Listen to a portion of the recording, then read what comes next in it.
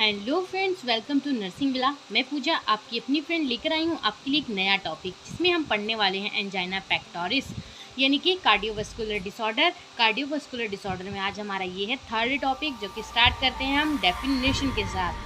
It is a chest pain due to ischaemia of the heart muscles, generally due to obstructions और spasm in coronary artery. That means angina pectoris क्या होता है, मैं आपको पहले बता देती हूँ कि एंजाइना पेक्टोरिस का मीनिंग क्या है। Friends, angina that means pain and pectoris that means muscles of chest, यानी कि मसल्स।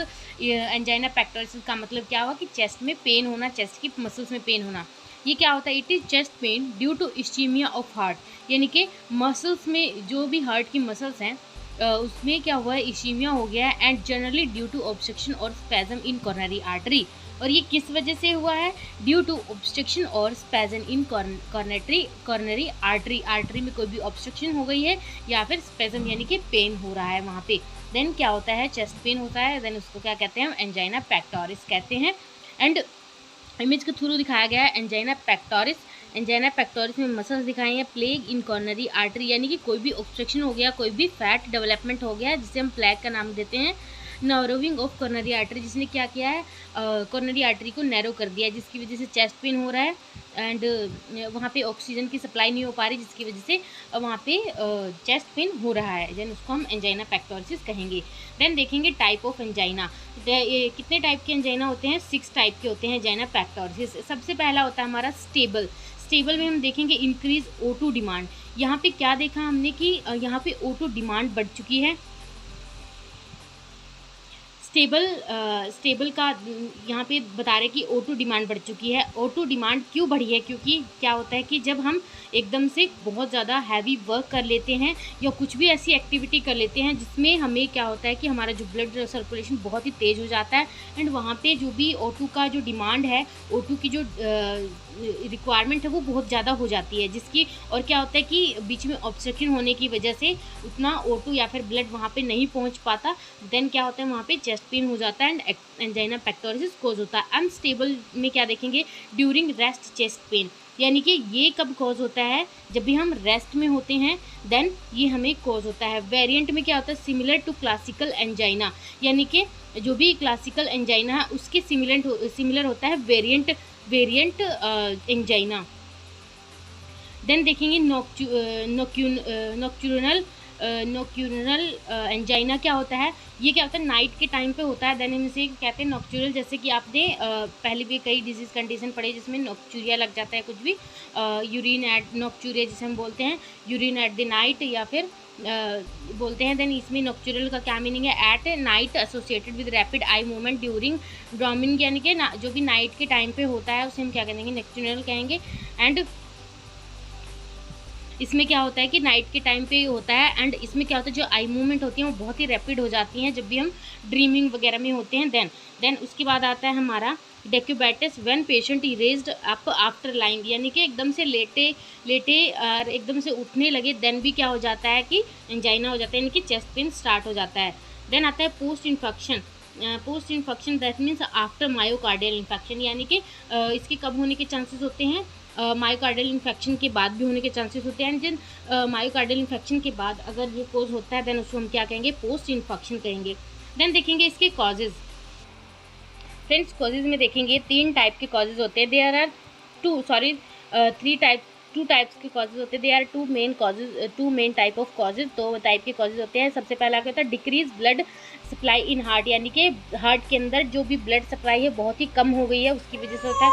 देन क्या होता है? Increase blood demand in heart, यानी कि यहाँ पे क्या होता है कि ब्लड की डिमांड हार्ट में ज़्यादा हो चुकी है, और उसको हम सेकंड टाइप बोलेंगे। यानी कि पहला बताया गया कि अगर सप्लाई जो भी है डिक्रीज़ हो गई है, और सेकंड है हार्ट में डिमांड ज़्यादा हो गई है, डिमांड भी ज़्यादा हो गई और डिक्रीज़ हो गई है उसकी सप्लाई, तो इस वजह से क्या होता है कि एंजाइना पेक्टोरिस होता है। देन देखेंगे decrease blood supply in heart. जब डिक्रीज़ होता है ब्लड सप्लाई हार्ट के अंदर, देन क्या होता है? कॉर्नरी आर्टरी डिजीज़ की वजह से हो सकता है। ठीक है, फर्स्ट कॉजेज में बताया गया कि किस किस वजह से फर्स्ट जो भी टाइप है वो हो सकता है। कॉर्नरी आर्टरी डिजीज़ आ गया, यानी कि कॉर्नरी आर्टरीज यानी कि कोई भी ऑब्स्ट्रक्शन वगैरह, देन क्या होगा, वहाँ पे ब्लड सप्लाई नहीं पहुँच पाएगी, एंजाइना पेक्टोरिस हो जाएगा। सर्कुलेटरी कोई डिसऑर्डर है, जैसे कि आर्टिक वॉल स्टेनोसिस हो सकता है, आर्टिक एनेरिज्म हो सकता है, एंड ब्लड डिसऑर्डर्स हो सकते हैं, जैसे कि सीवियर एनीमिया हो गया, हाइपोक्सिया हो सकता है, जिसमें क्या होता है कि decrease O2 level in cell and tissue, O2 level decrease हो सकता है। देन ये सब होते हैं हमारे फर्स्ट के कॉजेज। देन आगे देखते हैं हम।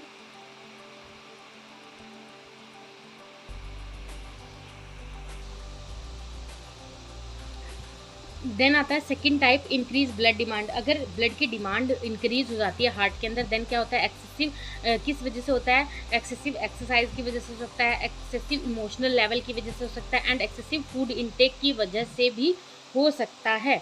एंड अदर देखेंगे, हाइपरटेंशन हो गया, सम अदर हार्ट डिजीज, कोई भी हार्ट डिजीज हो गई, उसकी वजह से भी आपको एंजाइना पेक्टोरिस हो सकता है। पैथोफिजियोलॉजी में हम देखेंगे, due to any causes increase O2 demand, यानी कि कोई भी ऐसा कॉजेज है लाइक हाइपर एक्टिविटी की है आपने, या फिर कोई भी ऑब्स्ट्रक्शन है, इस वजह से क्या होता है, वहाँ पे O2 की डिमांड क्या होती है, बॉडी में बढ़ जाती है। एंड हार्ट का कहता है, हार्ट का अब O2 की डिमांड बढ़ गई, यानी कि हार्ट जो ब्लड है वो ब्लड फास्टली सर्कुलेट करेगा, देन क्या होगा, जो हार्ट का वर्कलोड है वो भी बढ़ जाएगा, देन क्या होगा, हार्ट नीड मोर सप्लाई, मोर ब्लड सप्लाई। अब हार्ट को काम करने के लिए भी ब्लड सप्लाई की ज़्यादा ज़रूरत है, देन क्या होगा, coronary artery dilate and supply more blood, और कॉर्नरी आर्टरी उस टाइम पे डायलेट हो जाएंगी और ज़्यादा से ज़्यादा ब्लड सप्लाई करने की कोशिश करेंगी। But due to any factor blood supply defect, but कोई भी ऐसा रीज़न हो सकता है, मान लीजिए कोई भी जैसे कि कोई ऑब्स्ट्रक्शन है या कुछ भी ऐसी प्रॉब्लम जिसकी वजह से वहाँ पे ब्लड सप्लाई अच्छे से नहीं पहुँच पा रही है, डिफेक्टेड हो रही है, देन क्या होगा, heart need more blood demands, heart को और ज़्यादा ब्लड की डिमांड्स पड़ेगी, देन क्या होगा, वहाँ पे O2 लेवल होगा, क्या होगा, कम हो जाएगा, और क्या हो जाएगी, ये कंडीशन हो जाएगी इस्चीमिया, वहाँ पे इस्चीमिया कंडीशन डेवलप हो जाएगी। देन वो किस स्टेज में डेवलप हो जाएगी, स्टेज स्टार्ट हो जाएगी एंजाइना पेक्टोरिस, यानी कि वहाँ पे पेन स्टार्ट हो जाएगा, जो भी चेस्ट की मसल्स है वहाँ पे पेन स्टार्ट हो जाएगा।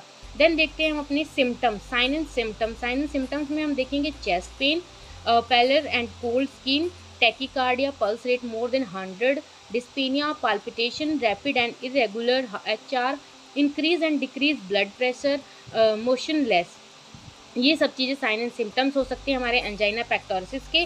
देन देखेंगे special characteristic of chest pain, किस किस तरीके से हो सकती है, लोकेशन के हिसाब से बताया, to left of the sternum, हमारी जो स्टर्नम है, स्टर्नम बोन के लेफ्ट साइड में हो सकता है। सीवियरिटी कितनी हो सकती है, माइल्ड टू मॉडरेट हो सकता है। ऑनसेट क्या हो सकता है, मे बी क्विक भी हो सकता है और स्लोली भी ग्रो कर सकता है। रेडिएशन क्या रहेगी, जनरली इन नेक, यानी कि आपका जो भी पेन है वो नेक की तरफ जा सकता है, left shoulder and upper arm की तरफ जा सकता है, downward fourth and fifth fingers, ठीक है। देन हम देखेंगे फिफ्थ में बताया गया कि सेंसेशन कैसी होगी आपको, बर्निंग बस्टरिंग सेंसेशन होगी आपको, and patient have gas problem and indigestion, इनकी गैस प्रॉब्लम भी हो सकती है और इंडाइजेशन की भी प्रॉब्लम उसको फेस करनी पड़ सकती है पेशेंट को। देन देखेंगे 6 ड्यूरेशन, कितनी टाइम तक के लिए हमें हो सकता है, लेस देन 5 मिनट, यानी कि जो भी एंजाइना पेक्टोरिस का पेन होगा एकदम से होगा और लेस देन 5 मिनट से कम तक ही रहेगा, एंड 5 मिनट तक भी नहीं रहेगा और उससे कम टाइम में ही वो दोबारा से गायब हो जाएगा। देन देखेंगे डायग्नोस्टिक इवेल्युएशन। डायग्नोस्टिक इवेल्युएशन में देखेंगे फ्रेंड्स क्या क्या कर सकते हैं हम, चेस्ट पेन बताया गया, यहाँ पे हम चेस्ट एक्सरे कर सकते हैं by ECG ST evaluation. ST evaluation ECG में ही आता है। देन हम क्या करेंगे, ST इवेल्युएशन करेंगे। देन देखेंगे नाइट्रोग्लाइसरीन टेस्ट भी कर सकते हैं, patient feel relief after taking nitroglycerin, यानी कि उसको नाइट्रोग्लाइसरीन दे के देख सकते हैं कि उसे रिलीफ हो रहा है या नहीं हो रहा है। Coronary angiography, it show CAD, यानी कि कॉर्नियो एंजियोग्राफी, एंड कार्डियक कैथेटराइजेशन कर सकते हैं। यहाँ पे हम ब्लॉकेज वगैरह का पता चल सकता है कि कॉर्नरी आर्टरी में कोई ब्लॉकेज वगैरह तो नहीं है, अगर हम वहाँ पे हम कैथेटराइजेशन करके देखेंगे। देन आता है कॉम्प्लिकेशन। कॉम्प्लिकेशन में क्या आता है, MI, यानी कि मायोकार्डियल इन्फेक्शन हो सकता है या फिर हार्ट फेल की भी आपको प्रॉब्लम फेस करनी पड़ सकती है। अब मैनेजमेंट में हम देखेंगे medical management, surgical management, dietary management, health education, ये सब हम पढ़ने वाले हैं। तो सबसे पहले हम देखते हैं मेडिकल मैनेजमेंट में, जब सबसे पहले हम क्या देंगे, इसमें वैसोडाइलेटर दे सकते हैं। वैसोडाइलेटर क्या करेंगे, they increase blood flow in myocardium, यानी कि जो भी मायोकार्डियम है, हार्ट की हमारी मसल्स है, मायोकार्डियम जो मिडल वाली लेयर होती है मसल्स की, उसके हम मायोकार्डियल कहते हैं, मायोकार्डियम बोलते हैं। देन वहाँ पे क्या होगा कि ब्लड जो है फ्लो वो इंक्रीज हो जाएगा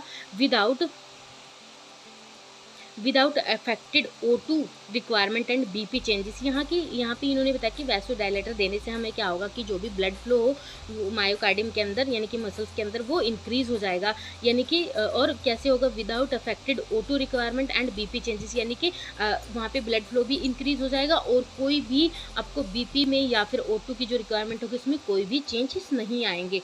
देन क्या होगा, नाइट्रेट में क्या होगा, एक्सप्लेन्ड प्रीवियसली इन हाइपरटेंशन, यानी कि जो हम पीछे हाइपरटेंशन पढ़ चुके हैं उसमें हम नाइट्रेट जो भी उसको एक्सप्लेन कर चुके हैं, तो आप हमारा पिछला वीडियो देख सकते हैं जिसमें हमने हाइपरटेंशन को डिफाइन किया है या फिर उसकी क्लास दी है। देन देखेंगे सेकंड नंबर बीटा ब्लॉकर्स क्या करेंगे, decrease workload in heart by vasodilator action. Beta blockers का काम क्या है कि वेसोडाइलेशन करेंगे, देन उसकी वजह से क्या होगा, जो हार्ट का वर्कलोड है वो भी कम हो जाएगा। जैसे कि यहाँ पे एग्जांपल में दिया गया कुछ ड्रग्स के नाम, प्रोपेनोलोल 20 to 40 mg दे सकते हैं, एटेनोलॉल 20 to 50 mg दे सकते हैं।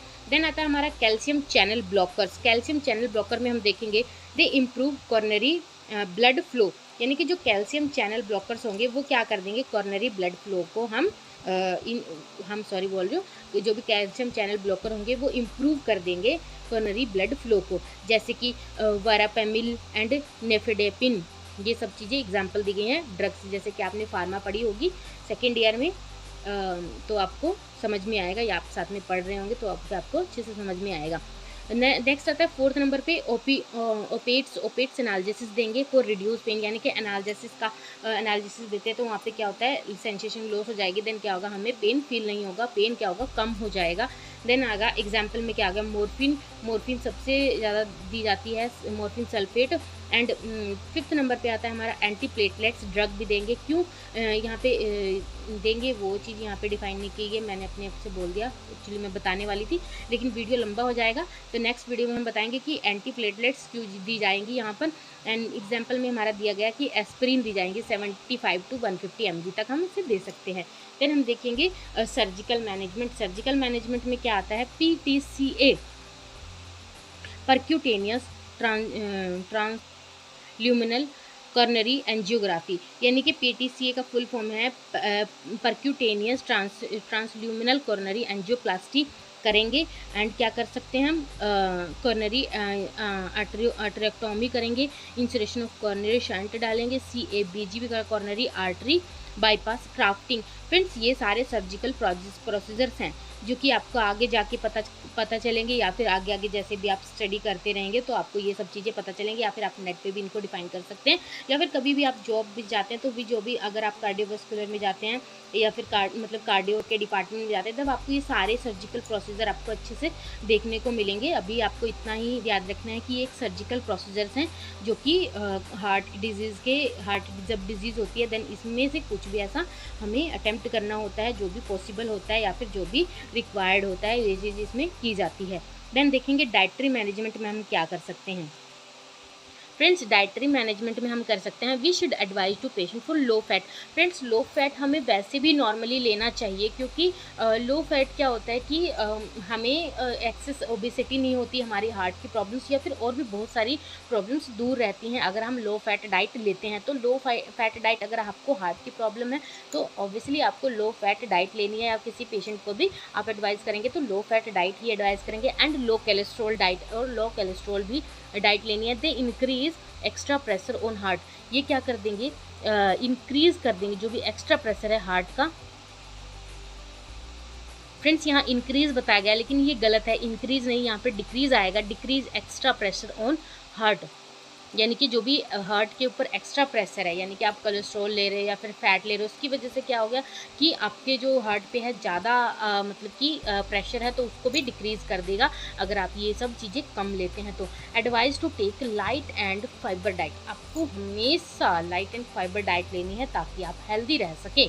देन देखेंगे अवॉइड कैफीन इनटेक, अगर आप हार्ट के पेशेंट हैं देन आपको कैफीन बहुत ही कम लेनी है या फिर नहीं लेनी। Avoid alcohol, obviously alcohol and smoking तो आपको नॉर्मली भी नहीं करनी, एक हेल्दी पर्सन को भी नहीं करनी चाहिए। और अगर आपको हार्ट की या फिर लंग्स की रेस्पिरेटरी रिलेटेड कोई प्रॉब्लम्स है तो ऑब्वियसली आपको अवॉइड करनी है alcohol and smoking.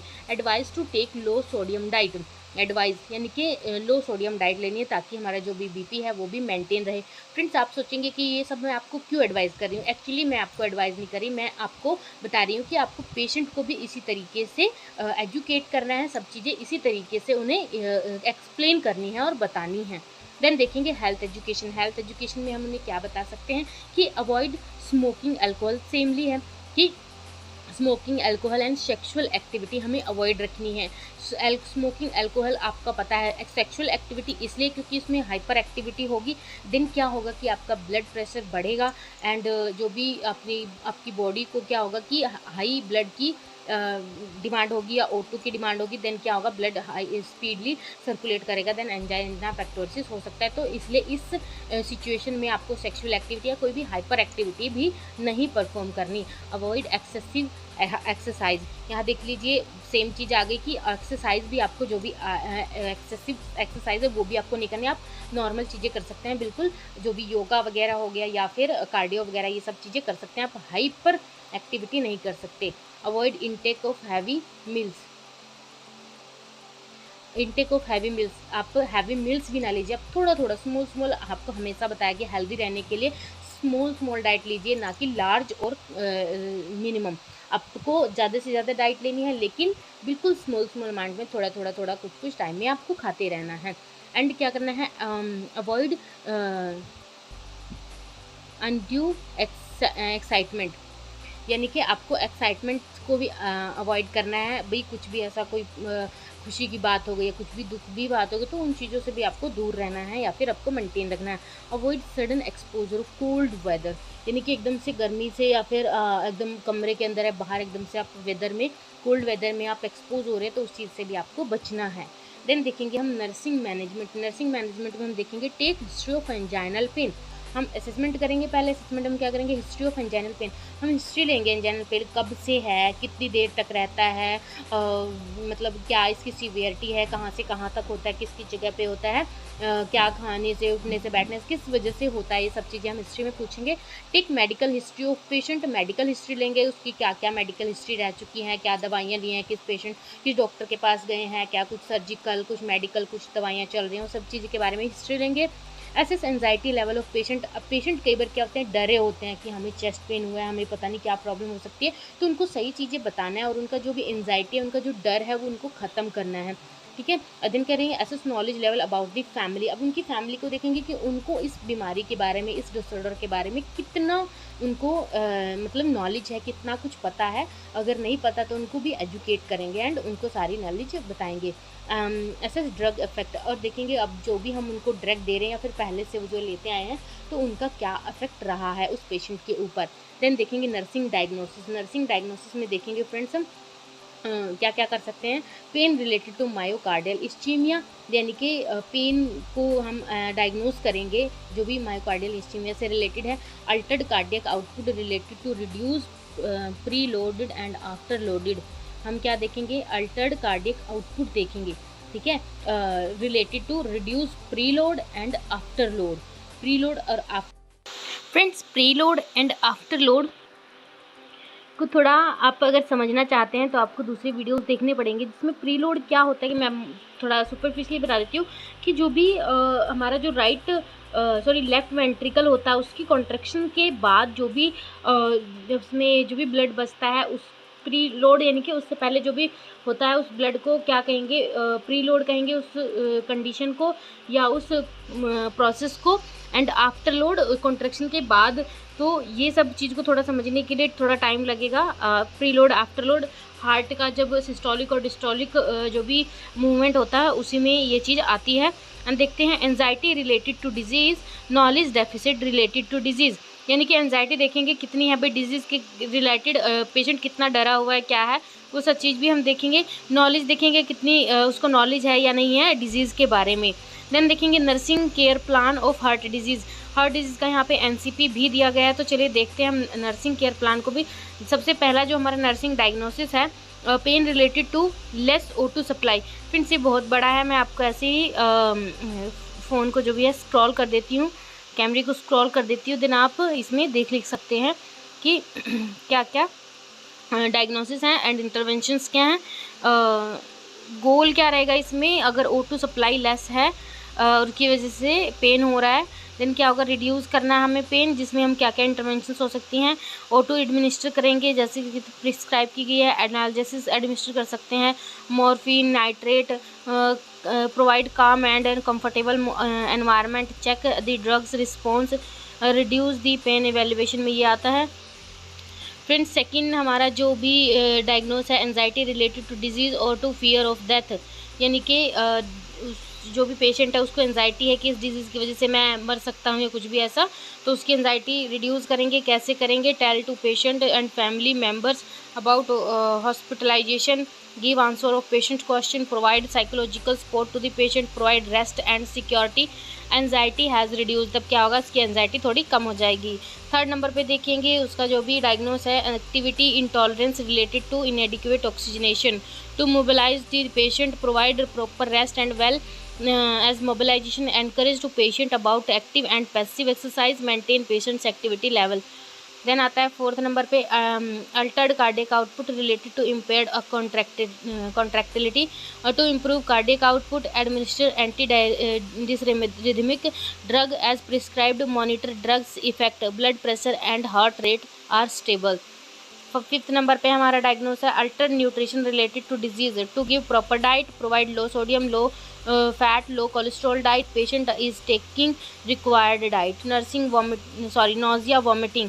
Six number पे हमारा to control vomiting, give anti emetics drugs, avoid hot and spicy food, avoid smoking, control nausea vomiting.